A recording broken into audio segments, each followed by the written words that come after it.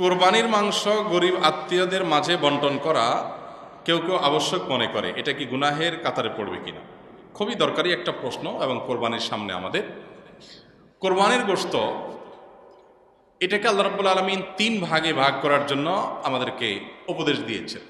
ফাআত'আমুল কানিআ ফাকুলু মিনহা, তোমরা কোরবানির গোশত নিজেরা খাও। ওয়াত'আমু আল কানিআ ওয়াল মুতাররা ওয়াত'আমুল বাঈসাল ফাকির আছে, যারা তোমাদের আত্মীয় স্বজন আছে, প্রতিবেশী আছে, তাদেরকে খাওয়াও। আবার যারা অভাবী, নিডি, গরিব মানুষ, তাদেরকে দাও। তার মানে নিজে খাবেন, আত্মীয় স্বজনদের মধ্যে হাদিয়া উপঢৌকন দিবেন, আর গরিব দুঃখীদেরকেও খাওয়াবেন।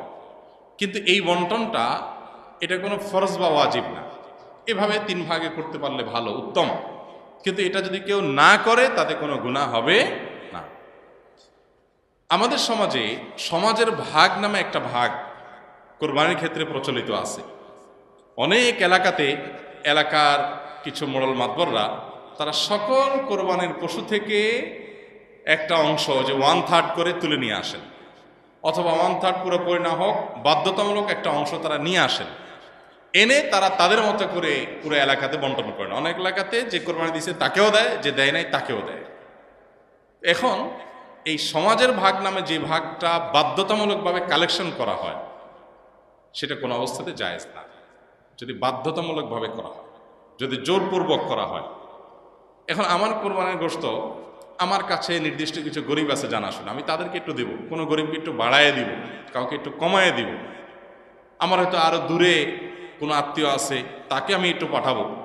এখন আপনি এসে সমাজের ভাগ নিয়ে আপনার মতো আপনি বন্টন করতেছেন। আপনি আমার থেকে নিয়ে আপনার মন মতো এভাবে বন্টন করবেন, এবং সেটার জন্য সামাজিকভাবে এক ধরনের বাইন্ডিংস তৈরি করে দিবেন। এটা হলো জোরপূর্বক চাঁদাবাজির মতো। আমাকে আল্লাহ রাব্বুল আলামিন আমার সম্পদ দান করতে বলছেন, আমি সম্পদ দান করব, দান করলে আমি সওয়াব পাবো। আল্লাহ আমাকে উৎসাহিত করেছেন। এখন সমাজ থেকে যদি আমার কাছ থেকে বাধ্যতামূলক দানের টাকা নিয়ে যাওয়া হয়, নিয়ে তাদের মতো তারা গরিব মানুষকে দেওয়া হয়, ব্যাপারটা কেমন হবে?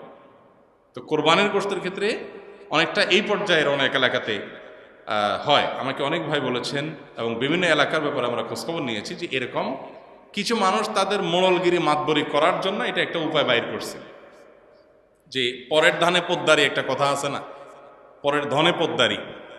তো অন্যদের কাছ থেকে গোশত কালেকশন করে এনে উনি এবার এই প্যাকেট দিচ্ছে, ওখানে প্যাকেট দিচ্ছে, ইমাম সাহেবকে দিচ্ছে, মজলিস সাহেবকে দিচ্ছে, উনি এখন মোড়ল হয়ে গেছে। এই পরের ধনে পোদ্দারিগিরি করতে গিয়ে দেখা যায় যে আমি আমার কোরবানি গোশত খুশি মনে আপনাকে দিব না, কিন্তু আপনি জোর করে নিয়ে যাচ্ছেন। সিস্টেম দিতে হবে, উপায় নেই। জোর করা বলতে কি টানাটানি করা লাগে না, সিস্টেমটাই এমন করা হয়েছে যেটা না দিয়ে কোনো উপায় নেই। এরকম করা জায়েজ নেই। লা ইয়াহিল্লু মাল ইমরিইন মুসলিমিন ইল্লা বিতিবি নাফসি, হাদিসে আসছে কোনো মুসলমানের সম্পদ তার মনের সন্তোষ ছাড়া জায়েজ নেই। এক্ষেত্রে সমাজের ভাগ দিতে গিয়ে যদি কারোর মনের ভিতরে উসফুস থাকে, কেউ হয়তো নিজে একটু বেশি করে রেখে খাবে, তো সে রাইট তো আছে, শরীর তো তাকে বাধ্য করে না, কিন্তু আপনি তো তার কাছ থেকে জোর করে উঠে নিয়ে আসছেন। তো এরকমটি করা জায়েজ হবে না। হ্যাঁ, যদি একটা গরুতে কয়েকজন অংশগ্রহণ করলেন, অথবা একটা ছোট্ট সমাজের কয়েকজন সম্পূর্ণ উইলিংলি তারা নিজেরা খুশি হয়ে দিয়ে কোনো একজনকে দায়িত্ব দেন যে তুমি সবাইকে সমান করে বন্টন করে দাও, বা গরিবরা সব ঘরে ঘরে যায়, তার চাইতে একটা জায়গা রেখে তুমি দিয়ে দাও, সবাই উইলিংলি করেছেন, সেটা অবশ্যই জায়েজ হতে